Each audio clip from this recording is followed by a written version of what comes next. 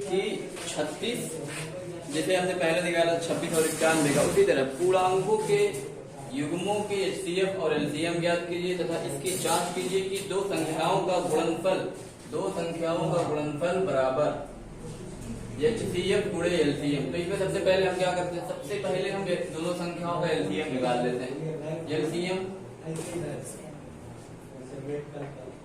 LCM निकालने का हम एक आसान तरीका जानते हैं, 3 3 54 कितने से जाएगा। सबसे पहले हमारा हम 2 से ले जा सकते हैं, 2 से ले गए, कितना बचा, 2 गंदे 2, 1 बचा, 6 दूना 12, 8 दूना 16, ठीक है। और 54 का 27।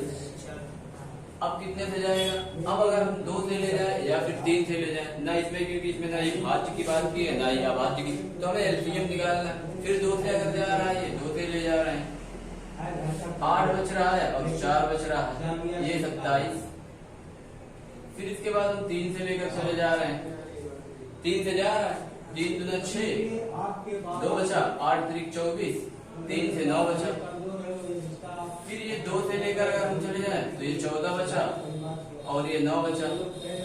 फिर 2 से 7 9, फिर 3 से लेकर जाए 7 बचा, 3 बचा, फिर 7 से चला जाएगा, 3 बच जाएगा, फिर 3 से जाएगा, 1 बचेगा। लघुत्तम समापवर्तक निकालने का तरीका हम लेकिन स्टार्ट करते रहते छोटी संख्याओं से। जब तक हमारा 2 से कट रहा है तब तक हम 2 से काट, जैसे अगर हमें यही से फिर से काटना हो, जैसे हमने बीच में 3 डाल दिए, यहाँ ना डालें, यहाँ रोक दें। अगर हमारा यहाँ 2 से कट रहा है तो हम 2 से बिल्कुल काटें, पहले छोटी संख्या से काट लेते हैं फिर बड़ी संख्या से काटेंगे, ठीक है। पहले हम छोटी संख्या से काटेंगे।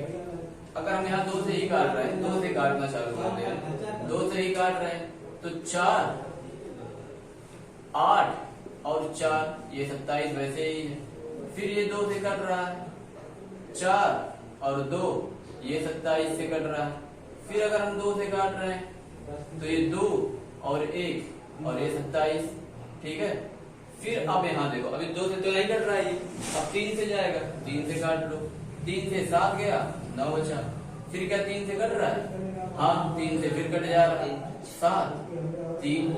फिर क्या 3 से कट रहा है, हाँ 3 से एक बार और कटेगा, 7 1, अब एक बार 7 से कट जाएगा 1। हमारा एलसीएम मिल गया, ठीक है। समझ में आ गया था कि एलसीएम मिल गया। हम सबसे पहले छोटी संख्याओं से काटें, 2 से काट रहे हैं कट जा रहा है, 2 से कट रहा है, 2 से कट रहा है, 2 से कट रहा है। जब 2 से नहीं कटा तो देख रहे हैं कि अब 3 से कट जा रहा है। अगर 3 से न कटता तो 4 से ट्राई करते, 5 से ट्राई करते, नहीं कटता 6 से ट्राई करते। मतलब हम ट्राई करते, जैसे जैसे छोटी संख्याओं से न करता हम बड़ी बड़ी ट्राई करते जाते, ठीक है।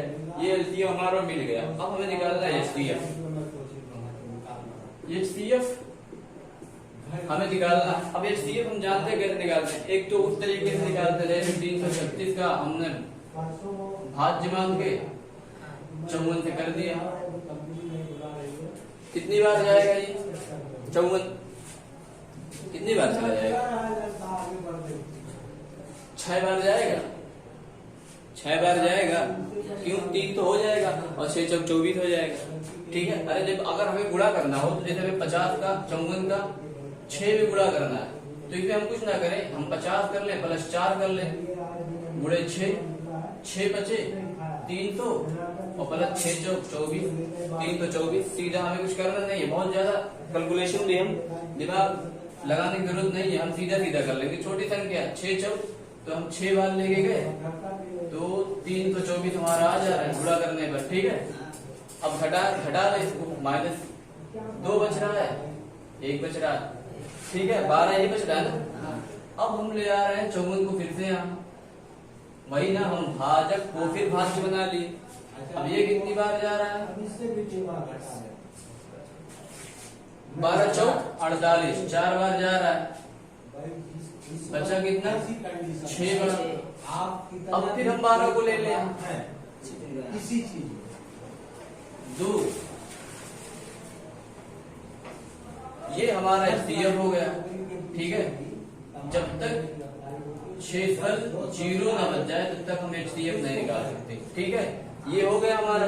अब हमें यही प्रूफ करना है कि दो संख्याओं का गुणनफल, इन दो संख्याओं का गुणनफल HCF के और LCM के गुणनफल के बराबर है। ठीक है, तो हम सीधा सीधा देख लेते हैं। हम दो संख्याएं ले लेते हैं, 336 गुणे 54 बराबर LCM, हमारा फार्मूला यही ना, N1 गुणे N2 बराबर HCF गुणे LCM। हमारा LCM क्या है, HCF क्या है, HCF हमारा 6 निकला और हमारा LCM क्या निकला, हमारा LCM है 2 2 4 2 8 2 16 3 48, ये हमारा निकल रहा है। कितना हो रहा है ये, कैलकुलेशन कर लो फटाक से।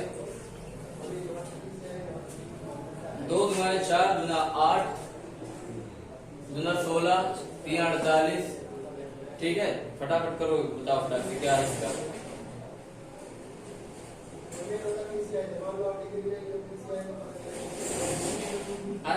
नहीं मिला, अरे यार इसका जब LCM लोगे तो ये 30 24 आएगा। LCM बराबर यहाँ से हम ले लेते हैं, LCM हमारा आ जाएगा 30 24 3024, ठीक है, ये हमारा आ गया। 6 गुणे 3024, ठीक है। अब इसका गुणा कर लो, इसका गुणा कर लो, बराबर आ रहा है तो प्रूफ हो गया। क्वेश्चन यही का है ना कि दो संख्याओं का गुणनफल इसके HCF गुणे LCM के बराबर। अब इसका हम गुणनफल करेंगे तो हमारा आ जा रहा है, इसका हम गुणनफल करेंगे, इसका पहला कर लेते हैं। इसका देखो कैसे गुणनफल करते हैं, गुणनखंड करते हैं। वैसे तो हम करेंगे 30 24 6, ठीक है, इस तरह ना करें, सीधा सीधा इस तरह करें। 6 24 के 4 हासिल आया 2, 6 दूना 12 2 14 हासिल आया 6 का गुणा 0 में करेंगे 0, हासिल जो एक आया था 1 रख लेंगे। 6 3 18 हो गया। उस तरह करने की जरूरत नहीं है कि हम 3 24 का 6 से गुणा करें, इसी तरह कर लो। 6 से एक बार 4 में, 6 से एक बार 2 में, 6 से 0 में, 6 से 3 में, ये आ गया और ये भी यही आएगा, गुणा कर लो, प्रूफ हो गया। दो संख्याओं का गुणनफल, इन दो संख्याओं का गुणनफल HCF गुणे LCM के बराबर हो गया। ठीक है, अब हम लोग अगला क्वेश्चन देखते हैं। अगला क्वेश्चन दिया है, ये नोट कर लो, ये फार्मूला याद रखना, ये N1 गुणे N2 बराबर HCF गुणे LCM, ठीक है। अगला क्वेश्चन देखते हैं।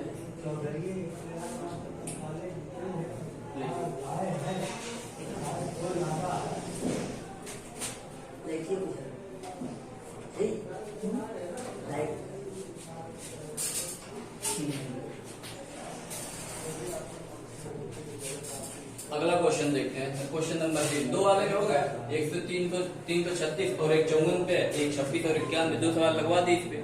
एक क्वेश्चन है खुद लगाना, नहीं आएगा तो कमेंट में बता देना कि आया या नहीं आया, नहीं आएगा तो फिर से लगवा देंगे उसको उसमें, ठीक है।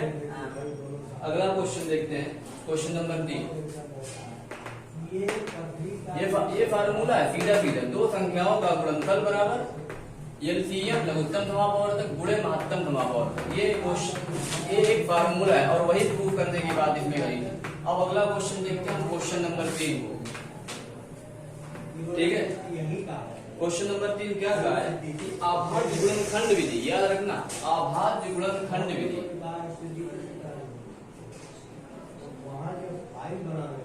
अभाज्य गुणनखंड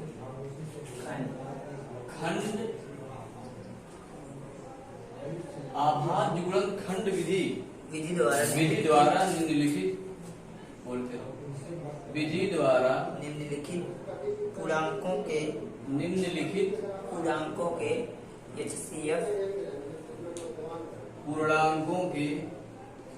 HCF और LCM ज्ञात कीजिए। HCF और LCM ज्ञात कीजिए। LCM ज्ञात कीजिए, ठीक है। अब इसमें क्या है, एक पहला है जो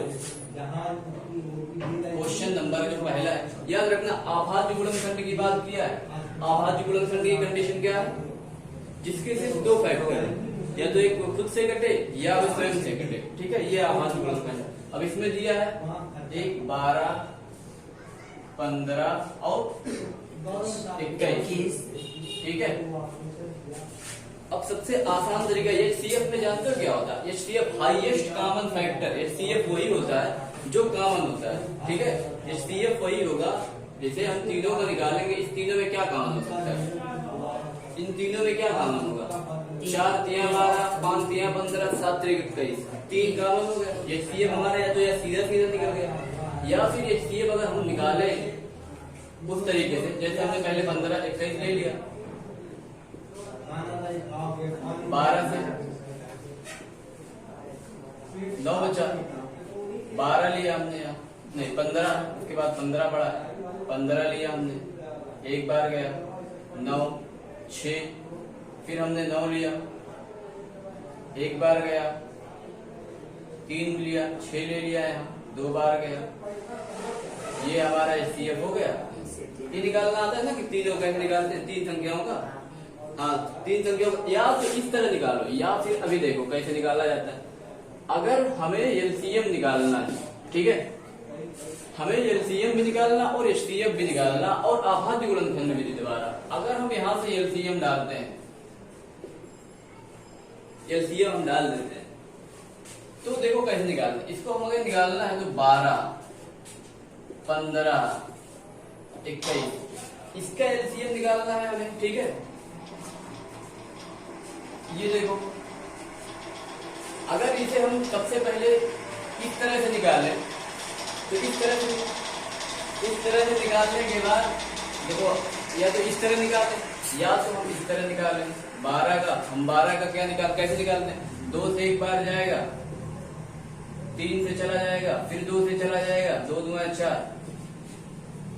इस तरह भी निकल सकते हैं। अरे हम 12 का अलग से निकाल लें, अगर 2 से 6, 2 से 3, ये हो जाता है ना। तो 12 का या तो इस तरह निकाल लें। ठीक है, अब इसी तरह हम 15 का भी निकाल लेते हैं। 15 क्या 2 से जा रहा है, 3 से जा रहा है, 4 से कुछ नहीं जा रहा, फिर सीधा 5 से चला जाएगा। हमें आभाज्य चाहिए, ये इसलिए मैं इस तरह करूँ, नहीं तो मैं इसी तरह निकाल, जैसे ये दिखा रहा हूँ। हमें क्या चाहिए? हमें आभाज्य चाहिए। आभाज्य इस तरह से निकालने में आसानी होगी। अभी अगर हम 12 को हम निकालते तो अगर कहीं ऐसे आ जाता तो क्या 4 हमारा भाज्य था? अभाज्य था? नहीं था ना। तो हम 2 2 कर लिए, अभाज्य कर लिए। अब हम 21 का इसी तरह कर लेते हैं। 21 2 से जा रहा है, नहीं जा रहा है, हमें अभाज्य चाहिए। 3 गुणे 7 21 हो गया। अब क्या है, एक चीज है HCF। अब यहाँ से LCM तो हमें मिल भी गया, अभाज्य भी मिल गया, 2 भी अभाज्य, 2 भी अभाज्य, 3 अभाज्य, यहाँ भी 3 अभाज्य, यहाँ भी 5 अभाज्य, अभाज्य। ठीक है, हमें LCM तो मिल गया इस तरह से। अब हमें HCF निकालना है। अब हमने अभी कहा कि जो इन तीनों में कॉमन हो, कॉमन क्या है? 3 हमारा कॉमन है, वही HCF। या तो उस तरह हम निकाल लें या तो इस तरह निकाल लें। HCF का मतलब यही होता है, हाईएस्ट कॉमन फैक्टर, जो इन तीनों में सबसे बड़ा और कॉमन हो, सबसे बड़ा महत्तम समापवर्धक सबसे बड़ा हो और कॉमन हो, वही हमारा HCF हो गया, हमारा 3 हो गया। ठीक है, अभाज्य भी है, अभाज्य अभाज्य। या तो हम इस तरह से निकालते,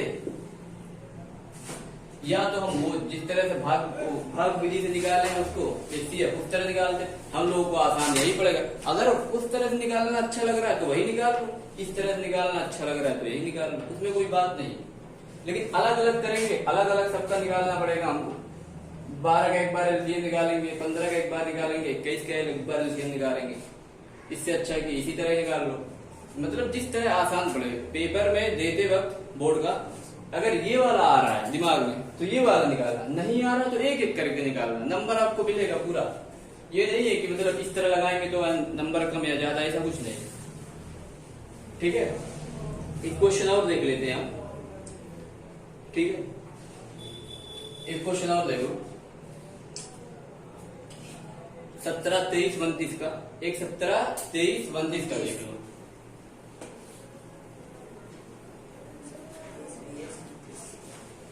इसी में का एक दूसरा है 17 23 29। या तो हम इस तरह से LCM निकाल लें, एलसीएम हमें निकालना है।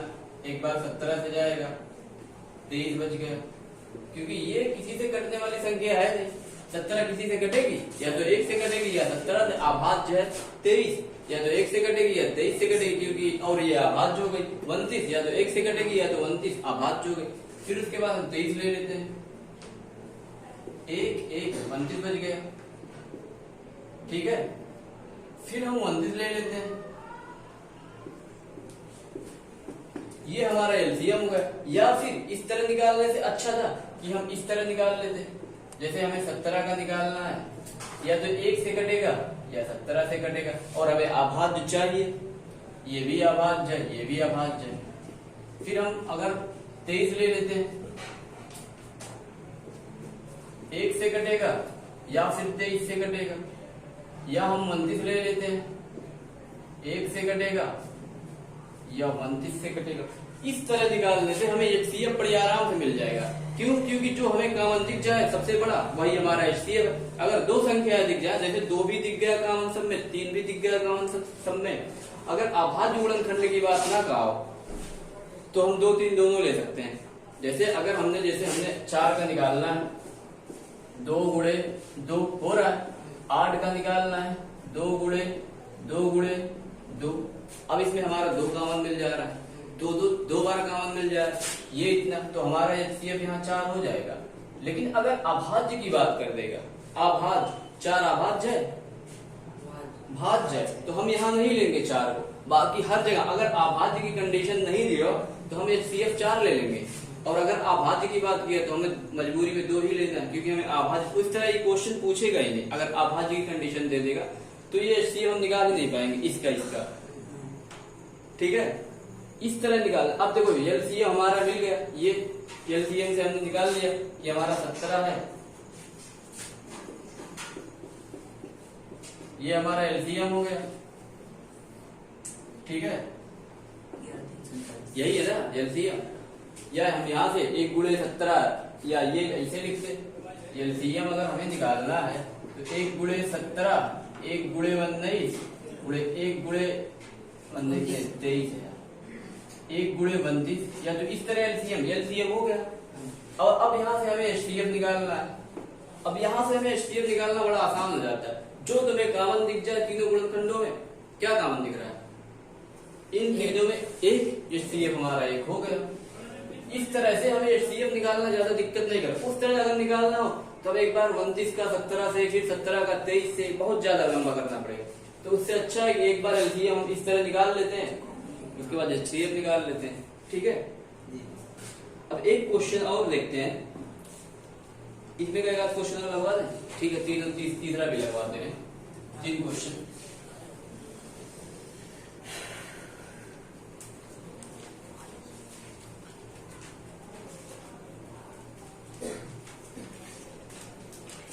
एक क्वेश्चन और है, देख लो। तो क्वेश्चन नंबर 3 कितना है? मतलब तीसरे का तीसरा 8 और 9 25, 8 9 और 25, ठीक है। ये है 3। अब हमें इसको अभाज्य गुणनखंड विधि से लगाना ही है। अब यहाँ हमें दिक्कत करेगा। देखो अब क्या करना है, या तो हम इस तरह का मेथड लगा लें, या फिर हम 8 को इस तरह गुणनखंडों के रूप में तोड़ लें। 8 कितने से जाएगा? 2 से चला जाएगा, फिर कितना बचेगा? 4 बच जाएगा। 4 कितने से जाएगा? 2 से, फिर कितना बच जाएगा? 2, फिर 2 हम कर दिए, ठीक है। जब भी ये इस तरह करना तो ये गुणा कर लेना कि इसके बराबर आ रहा है कि नहीं। अगर नहीं आ रहा तो कहीं ना कहीं मिस्टेक कर दी। 2 दूना 4 दूना 8, ये बराबर आएगा हमेशा। अब 9 का ले रहे हैं हम, ठीक है। इसमें एक चीज याद रखना, एक हमेशा गुणे में रहता है, एक हमेशा गुणे में, क्योंकि गुणे करने से कोई एक से फर्क नहीं पड़ता। चाहे हम 1000 बार गुणा करते, चाहे 10,000 बार, चाहे 20 बार करते, कोई फर्क पड़ेगा नहीं। 2 दूना 4 दूना 8, 8 करने 8, 8 करने 8, 8 करने 8, हमेशा वही आएगा। 9 का देखो 3 से कट रहा है, कितना बचा? अरे यही, जैसे हमने यहाँ से अगर हमें इतना 8 काटना हो, 9 काटना हो, तो एक बार 3 से लेकर गए, 3 फिर 3 से जाएगा, 2 बार गुणनखंड हो गया। अब जैसे हमें 25 का लेना है, यहाँ से हमारा क्वेश्चन यही था ना, 8 9 25। अब एक बार हमें 25 कर लेना है, एक बार हम 5 लिए, 5 बचा। अभाज्य चाहिए हमें, 5 अभाज्य, अभाज्य 3 अभाज्य, 3 अभाज्य 2 अभाज्य। अब इधर हम 25 लिए, 5 गुणे 5, ठीक है। अब मैंने कहा ना कि इसमें पूरे 1 कर लो, क्योंकि इसमें कोई चीज हमें कॉमन दिख ही नहीं रही है। जब कुछ नहीं कॉमन दिख रहा तो हमें साफ है कि एक तो कॉमन दिखेगा ही दिखेगा। ये हमारा एलसीएम, अब हमें यहाँ से देख लें, ये हमारा एलसीएम क्या हो जाएगा, 2 गुणे 2 गुणे 2 गुणे 3 गुणे 3 गुणे 5 गुणे 5। एक चीज याद रखना, ये हमारा एलसीएम यहाँ हो जा रहा है, लेकिन अगर बाई चांस यहाँ कहीं 2 आ जाता, इसमें 2 आ जाता, इसमें 2 आ जाता, तो सिर्फ एक ही बार काउंटिंग करते। क्यों, कैसे कैसे करते, अभी देखो, ये अभी मिटा दे रहा हूँ, एक बार समझा दे रहा हूँ। जैसे हमारा 8 है, 2 गुणे 2 गुणे 2, और अगर हमने 16 लिख दिया, 2 गुणे 2 गुणे 2 गुणे, यही होगा ना हमारा एलसीएम, यही होगा ना। अगर हम 8 और 16 का यहाँ एलसीएम निकालें, क्या बचेगा, हम 2 से लेके गए 4 बचा, ये 8 बचा, 2 से लेके गए 2 बचा, 4 बचा, 2 से लेकर गए 1 बचा, 2 से फिर 2 से चला गया, क्या हुआ, ये 1 2 3 ये तीनों कॉमन थे, एक ही बार लिखा गया। अरे जब इस तरह निकालेंगे हम तो ये बनेगा, लेकिन इस तरह निकालेंगे जब इसी का हम अलग अलग निकाल रहे हैं, तो जो कॉमन, याद रखना इसमें एक और चीज होती है कि सबसे ज्यादा अच्छा आसान क्या होता है, इस तरह से अगर दे दिया तो हम ये कर लेते हैं, जैसे इसका हम 8 का 2 पावर 3 कर लेंगे, 2 पे पावर 4 कर लेंगे, जो बड़ी घात हो उसको लिख लेंगे, बाकी छोटी घात वाले को छोड़ देंगे। जैसे अगर इसी के साथ हमारा 4 भी होता तो 2 स्क्वायर होता, ठीक है, 2 स्क्वायर होता, 2 क्यूब है, 2 4, सबसे बड़ी घात किसकी है, 2/4 सबसे बड़ा, 2/4 है, इसका एलसीएम हो जाता। और अगर एचसीएफ की बात कर देता तो 2 2 4, ये हमारा एचसीएफ हो जाता, ठीक है। कंफ्यूज हो गएगा, ठीक है, फिर से देखते हैं, ये हो गया, ये हमारा एलसीएम हमें मिल गया, 2 गुणे 2 गुणे 2 गुणे 3 गुणे 3 गुणे 5 गुणे 5, 25 3 75 दूना 150, 300 600 1800, 1800 हो गया, गुणा कर लिए 1800 आ जाएगा। और एचटीएम हमारा क्या हो जाएगा, एचटीएम क्या होगा, एक ही कॉमन है, एक ले लिए हमने, हो गया, ये क्वेश्चन खत्म। अब क्वेश्चन नंबर 4 पे, ये समझ में आ गया ना। एलसीएम अगर चैप्टर हो गया एलसीएम और एचसीएफ का, तो बेहतरीन से अच्छी तरीके से बता देंगे कि एलसीएम कितने तरीके से निकलता है, 3-4 तरीके से एलसीएम निकलता है और 3-4 तरीके से एचसीएफ निकलता है। अभी देखो, अगर अभी नहीं बताएंगे कंफ्यूज हो जाओगे, लेकिन 3-4 तरीके से एक वीडियो डालूंगा मैं कि एलसीएम कितने तरीके से, 4 तरीके से, 3 तरीके से, 5 तरीके से भी हम एलसीएम निकाल सकते हैं। पता होना चाहिए कैसे निकलता है, हर तरीके से बता दूंगा, लेकिन अभी इतना खाली देखो, अगर आगे चैप्टर होगा तो जरूर बताऊंगा कि कितने तरीके से निकलता है। अब क्वेश्चन नंबर हमारा क्या हुआ है कि एचसीएफ, क्वेश्चन नंबर 4, एचसीएफ 306 657 बराबर 9 दिया है, तो एलसीएम 306 657 ज्ञात करो। मतलब ये दिया है कि 306 और 657 का महत्तम समापवर्तक 9 दिया है, तो एलसीएम इतने का 306 और 657 का एलसीएम ज्ञात करना है। तो इसमें एक सीधा सा फंडा है, हम एक फार्मूला जानते हैं, दो संख्याओं का गुणनफल बराबर महत्तम समापवर्तक गुणे लघुत्तम समापवर्तक, ठीक है। हमें कुछ नहीं करना, हमें दो संख्याएं मिली ही हैं, हमें 306 और 657 का एचसीएफ मिला है और यही संख्या है, इसका एलसीएम ही ज्ञात करना है हमें। हमें इस संख्या का एचसीएफ और एलसीएम दोनों है, HCF हमें दिया हुआ है, LCM हमें ज्ञात करना। हमें दो संख्याएं मिली है, दो संख्या जैसे 306 गुणे 657 बराबर HCF हमारा 9 दिया हुआ है, LCM हमें ज्ञात करना है। अब क्या इधर चला आएगा 306 गुणे 657 बटे 9 बराबर LCM। यही तो हमें पूछा है, LCM हमें ज्ञात करना है। तो LCM हमारा क्या हो जाएगा, हम 9 से काट लेंगे इसको। 9 त्रिक 27, 9 त्रिक 27, 3 बचा, 9 चौक 36। तो हमारा LCM जो मिल जाएगा, LCM जो हमारा मिल जाएगा, LCM बराबर 6, 5, 7 गुणे 34। गुणा कर लो, इसका कितना आ रहा है गुणा करने पे, इसका गुणा करने पे कितना आ जाएगा, 7 चौक 28, 7 चौक 28। तो यहाँ से हमें इसका जो आंसर आएगा, इसका आंसर आएगा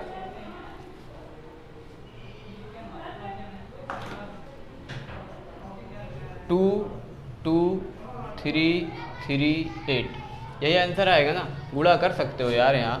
65734, 7 चौक 28, 5 चौक 20 22, 6 चौक 24 2 26, 7 त्रिक 21, 5 दिया 15 2 17, 6 त्रिक 18,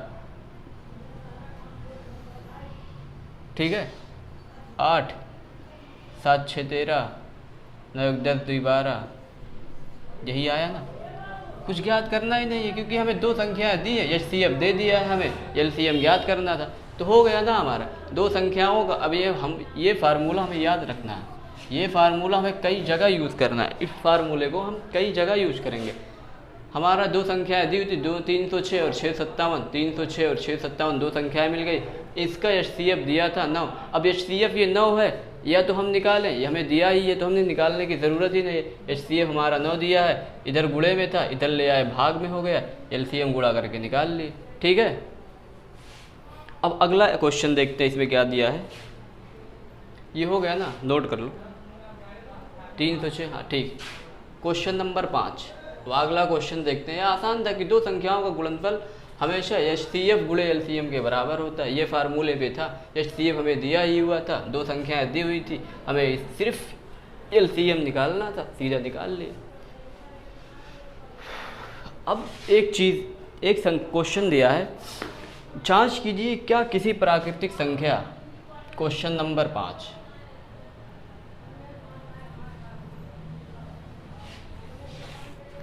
क्वेश्चन नंबर 5, जांच कीजिए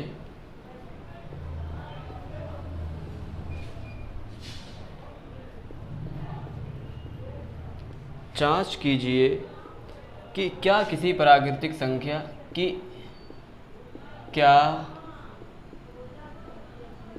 किसी प्राकृतिक संख्या n, ज्ञात कीजिए कि क्या किसी प्राकृतिक संख्या n के लिए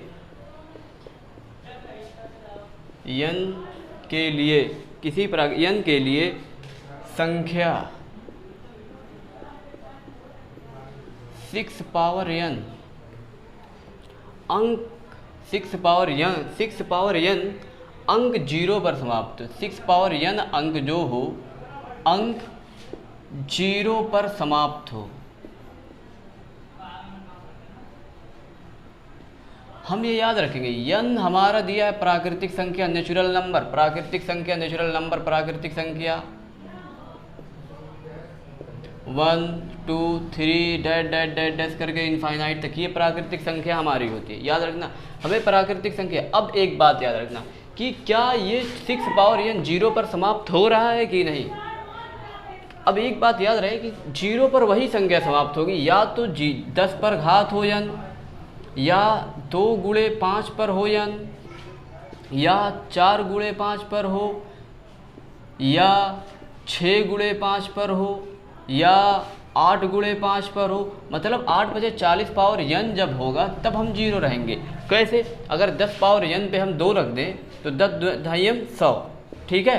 अगर इस पर हम मान लिया 4 रख देते हैं तो 5 दूना 10, 10 पावर 4। ये हमें कह रहा है कि क्या हमें जांच करना है कि क्या 0 पर समाप्त हो रही है संख्या। मतलब अगर हम 6 को, इसका कहने का मतलब ये है कि 6 पर कोई संख्या ऐसी प्रदर्शित की जाए, ऐसी घात दी जाए कि वो अंत में 0 हो। यही सवाल इसमें कहा कि 6 पावर n, यही है 6 पावर 1 पर अगर 6 पावर 1 1 रखें तो 6 हो गया, 2 रखें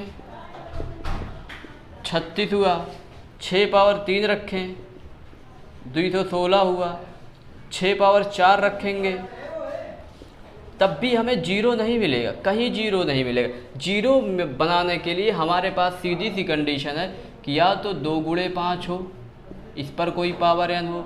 हमें हर हाल में अंदर कोष्ठक में 10 बनाना ही बनाना, 10 बनाना है, 20 बनाना है, 0 की संख्या बनानी है। या फिर हमारा 4 गुणे 5 हो, इस पर पावर n हो, तब हम 0 लास्ट में पाएंगे। या फिर हमारा 5 गुणे 6 हो, तब हम इस तरह से पाएंगे, ठीक है। तो अब 6 को हमें देखना है कि 6 क्या 0 लास्ट में, मतलब उसकी अंतिम अंक 0 बनेगी। अंतिम अंक का मतलब जैसे 6 पावर 2 है तो ये 36, इस जगह पे उसने कहा कि 0 बनेगा क्या, यही इस कह रहा है कि 6 की जगह पे क्या 6 पावर कोई अंक रखोगे, 3 रखोगे, 4 रखोगे, क्या 6 के अंत में 4 0 बनेगा, 0 बनेगा। तो हमारा सीधा है कि हम इसको 6 पावर n हमारा है, इसको हम रखते हैं 2 गुणे 3, ठीक है। अब हम यहाँ कोई भी घात रख लें, 2 गुणे 3 पर अगर हम 1 की घात रख रहे हैं तो 6 आ रहा है, क्या 0 आ रहा है? नहीं आ रहा है। अगर हम 2 पावर 3 पर 2 की घात रख लें तो 36 आ जा रहा है, क्या 0 आ जा रहा है? नहीं आ रहा, क्योंकि हमें 0 लाने के लिए 2 गुणे 5 की कंडीशन चाहिए और 2 गुणे 5 की कंडीशन यहाँ होगी ही नहीं। अतः हम सीधा कह सकते हैं कि हम सीधा इसको कह सकते हैं कि ये 0 वाली संख्या नहीं है। कि जांच कीजिए कि यह प्राकृतिक संख्याओं के लिए संख्या कि ये 0 पर समाप्त नहीं होगी। अतः n बराबर n के किसी भी मान के लिए 6 पावर n 0 नहीं होगा। क्योंकि कुछ भी रख लो यार तुम, अगर 2 पावर 3 पावर इधर 3 रख ले रहे हैं तब भी ये 216 हो जा रहा है, 4 रखोगे तब भी 0 नहीं आएगा, जबकि इसने कहा है कि 0 पर समाप्त। जांच कीजिए कि ये 0 पर समाप्त हो रहा है या नहीं हो रहा, तो हम सीधा कह देंगे नहीं हो रहा, क्योंकि इस तरह हमारी यह कंडीशन है यार। 10 पर हम कोई घात रखेंगे तब 0 मिलेगा, अन्यथा नहीं मिलेगा। 10 पर 20 पर 0 अगर है उस पर घात चढ़ाएं तब 0 मिलेगा, अन्यथा हमें नहीं मिलेगा। 2 पर चढ़ाओ, 3 पर चढ़ाओ, कुछ भी चढ़ा लो, 0 नहीं मिलने वाला। अतः हम सीधा लिख दें, अतः n के किसी भी मान के लिए 6 पावर n 0 नहीं होगा, ठीक है। ये सवाल समझ में आ गया। चेक भी कर सकते हो, 6 पावर प्राकृतिक संख्या 1 रख के चेक कर लो, 2 रख के चेक कर लो, 3 रख के चेक कर लो, 4 रखो, 5 रखो, 10 20 50 जो तुम्हारा मन करे 6 पावर n कर लो, क्या देख लो 0 आ रहा है कि नहीं आ रहा है। नहीं आएगा, कभी नहीं आएगा, क्योंकि ये कंडीशन ही नहीं 0 वाली बन रही है। तो हम सीधा कह देंगे कि n के किसी भी मान के लिए 6 पावर n 0 नहीं होगा, ठीक है। अब अगला क्वेश्चन देखते हैं, क्वेश्चन नंबर 6।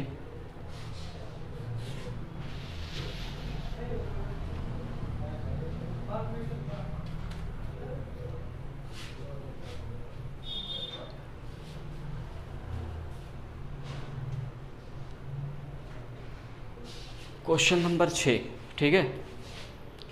इसमें क्वेश्चन नंबर 6 में कहा है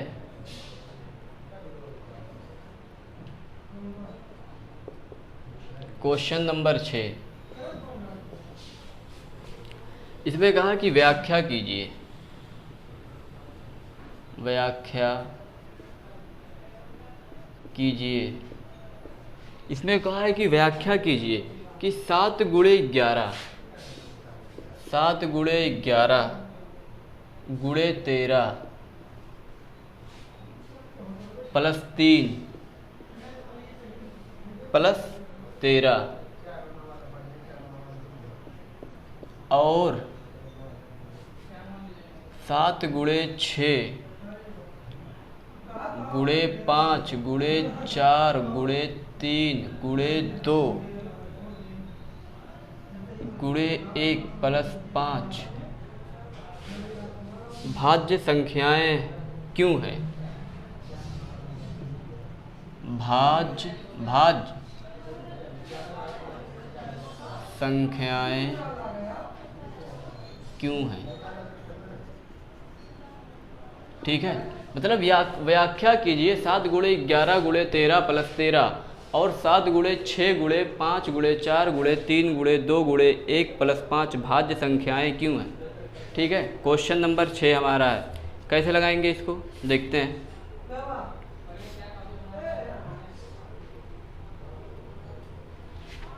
कैसे लगाएंगे देखते हैं।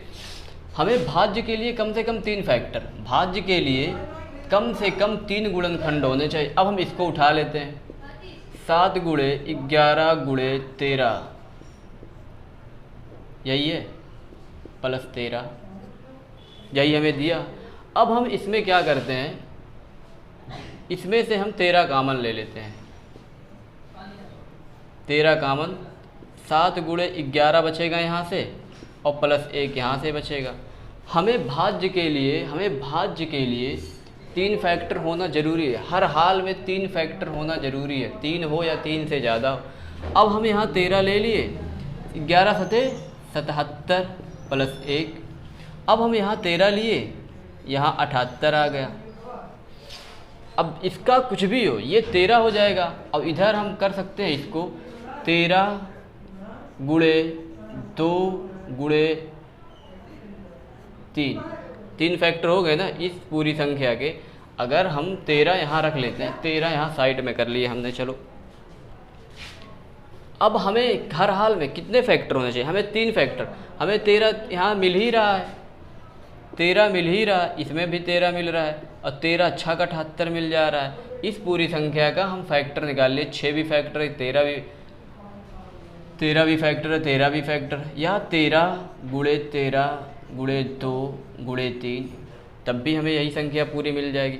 अब यहाँ इसका देखते हैं क्या होता है। यहाँ छोड़ते हैं, अभी सीधा फिर से बता रहे हैं कि ये गुणनखंड, ये भाज्य है या नहीं।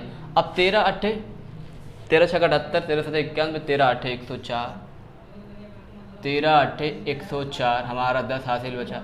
13 6 78, 13 7 91 10। ठीक है, ये हमारा। अब इसको हम भाज्य करने के लिए किससे कटेगा? ये हर हाल में अगर हमारा 10 14 है तो ये 13 से कटेगा ही। 13 6 78, 13 7 91, 13 8 104 ये हमारा कटेगा। अब देखो ये या 1 से कटेगा ही, 10 14 से कटेगा ही, 13 से कट ही जा रहा है, 2 से कट रहा है, 3 से कट रहा। कितने सारे फैक्टर हो गए इसके, और भी फैक्टर हो सकते हैं। 13 से भी कट जा रहा है, ये 78 से भी कट जाएगा। और जबकि हमारे भाज्य के लिए 3 फैक्टर चाहिए, जबकि 3 से बहुत ज़्यादा हो गया। अतः ये हम कह सकते हैं कि अतः यह भाज्य संख्या है। प्रूफ भी हो गया। हमने क्या किया, हमने यहाँ से 13 कामन ले लिया, 7 और 11 इसके साथ बचा और प्लस 1 यहाँ 13 से कामन निकला तो 1 बच गया। 13 77, 11 77 प्लस 1 78। हमने इस 13 78 और 13 का गुणा किया 1004 और 1004 हमें फैक्टर बनाना है, हमें भाज्य लाना है। क्या अब ये भाज्य संख्या है? भाज्य संख्या के लिए ये कंडीशन है कम से कम 3 फैक्टर होने चाहिए। भाज्य संख्या के लिए ये कंडीशन होनी चाहिए कि कम से कम 3 फैक्टर हो। 1 2 3 4 5 6 7 8, किसके तो 8 7 8 फैक्टर हैं, तो ये हर हाल में भाज्य होगी। अब इसके बाद हम इसको देखते हैं कि क्या ये भी भाज्य है या नहीं। ठीक है, यहाँ इसको समझ में आ गया, ये तो हमारा भाज्य है। अब इसको देखते हैं हम, ये हमारा फैक्टर अतः 10 14 भाज्य संख्या, ये तो हो गया। ठीक है, अब इसके मैं थोड़ा सा मिटा के इसको लगा रहा हूँ कि ये कैसे होगा। अब हम यहाँ से लेते हैं, ये हमारा 7 गुणे 6 गुणे 5 गुणे 4 गुणे 3 गुणे 2 गुणे 1 प्लस 5। हम कुछ नहीं करते, हम इन दोनों में से 5 कॉमन ले रहे हैं। 7 छक 42, 12 दूना 24। ठीक है, ये हो गया 5 इसका गुणा 24 दूना 48, 4 24 चौका 96, 4 5 गुणे हो गया 9 पचे 45, ये हो जाएगा। अब ये भाज्य या अभाज्य ये हमें ध्यान में रखना है। अब देखो 50 और 45, अब इसके कितने हैं? 1 से तो जाएगा ही, ठीक है, 1 से जाएगा, 3 से जाएगा, 1 से जाएगा, 3 से, 2 से तो जाएगा नहीं, 3 से 48, 2 बचा 24, 3 से नहीं जाएगा, 3 से नहीं जाएगा, और ये तो 5 तो 4 से जाएगा ही जाएगा, 50 45 से, 5 से भी जाएगा, 9 पचे 45 नहीं जाएगा, 9 से, 7 से 7 7 49 7 9 14 नहीं जाएगा। 3 फैक्टर हो ही गए हमें हर हाल में, 3 फैक्टर हमें मिल ही गए, हमें इसकी ज़्यादा ज़रूरत ही नहीं है। ये और भी चीज़ों से जा सकता है, जैसे 109 से चला जाएगा, 1009 से चला जाएगा। 4 फैक्टर हमारे हो गए, हमारे भाज्य संख्या मिल ही गई। हमें भाज्य संख्या लाना, भाज्य के लिए कम से कम फैक्टर। अब सीधा यहाँ हम कह सकते हैं भाज्य के लिए हमें 3 फैक्टर हर हाल में चाहिए। हमें 3 से ज़्यादा फैक्टर मिल गए तो ये संख्या भाज्य हो गई। अब ये 3 किससे कटेगा ये खुद देख लेना। 1 से कट रहा है, 5 से कट रहा है, 1009 से, 5 50 45 से कट रहा है, ये हमारी भाज्य संख्या हो ही गई। ठीक है,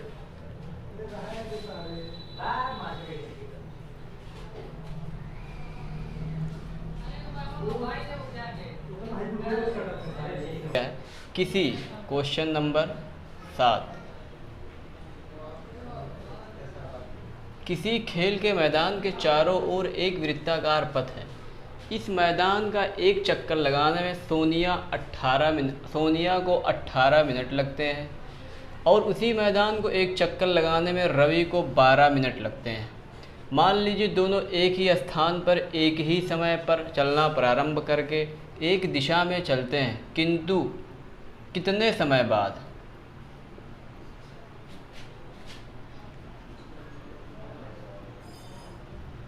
कितने समय बाद वो पुनः प्रारंभिक स्थान पर मिलेंगे। तो इसको सॉल्व कैसे करेंगे? इसको सॉल्व करने का वही HCF LCM और ये फार्मूला हम लगाएंगे, N1 गुणे N2 बराबर HCF गुणे LCM। ठीक है, दो संख्याएं हमें मिली गई 18 और 12, हमें LCM निकालना और HCF निकालना। तो हम सीधा निकाल लेंगे। हमें LCM हमें निकालना है, LCM अगर हम निकाल लेंगे दो संख्याओं का तो हमें सीधा आंसर मिल जाएगा कि हमें 36 मिनट बाद मिलेंगे। या LCM जैसे हमारा 12 और 18 का हमें LCM निकालना है, 2 से जाएगा 6 9, 3 से जाएगा 2 3, 2 से जाएगा 1 3, 3 से जाएगा, या तो इस तरह सीधा निकाल लो कि 2 गुणे 3 गुणे 2 गुणे 2, ये हमारा। अब आंसर सीधा लिख देंगे, 36 मिनट बाद पुनः मिलेंगे, 36 मिनट बाद पुनः मिलेंगे। या हम या तो इससे लगाएं, इससे कैसे लगाएंगे? या तो LCM निकाल लो 12 और 18 का, सीधा 36 मिनट आ जाएगा। या फिर अब अगर इस तरह देख लो कि सोनिया को लगा समय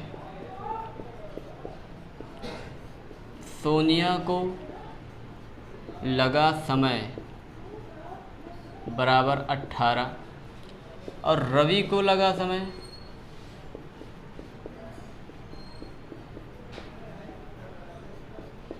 बारह। अब हम क्या करते हैं, हम LCM और या HCF हम इसमें से क्या करते हैं, 18 का 18 और 12 का HCF निकाल लेते हैं। हमें जब HCF मिल जाएगा तो हम LCM आराम से, क्योंकि हमें LCM ही निकालना, हमें HCF चाहिए 18 और 12 का।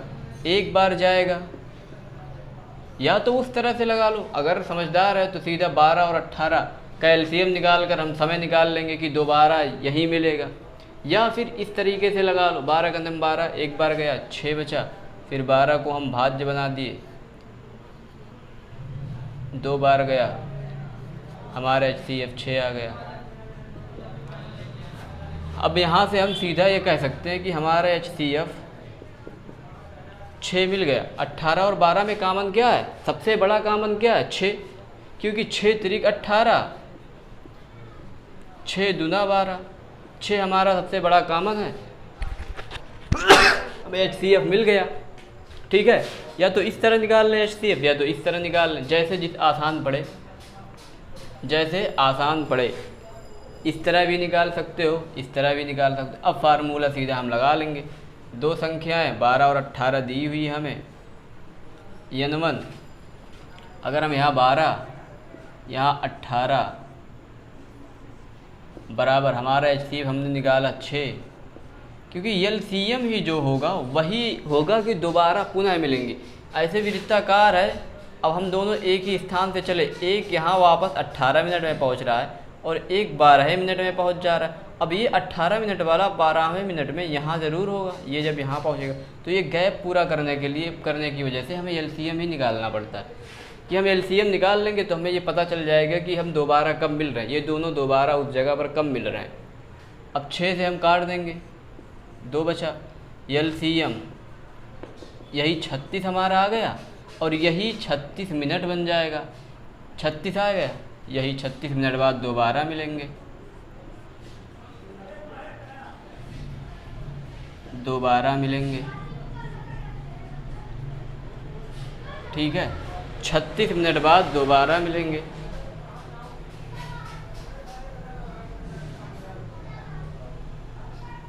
समझ में आ गया ना? इसमें कुछ करना ही नहीं था।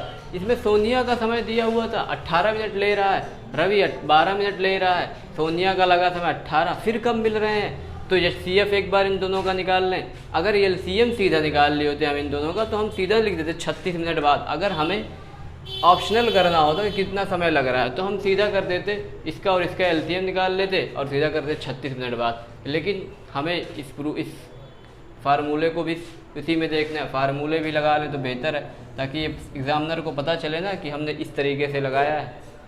तो N1 की वैल्यू हमें दिया हुआ है 18, N2 12, HCF हमने इन दोनों का निकाल लिया। HCF क्या होगा? 6 मिल गया हमको HCF यहाँ से, और यह LCM निकाल लें, हमारा 36 है, यही 36 मिनट बाद पुनः मिलेंगे, ठीक है।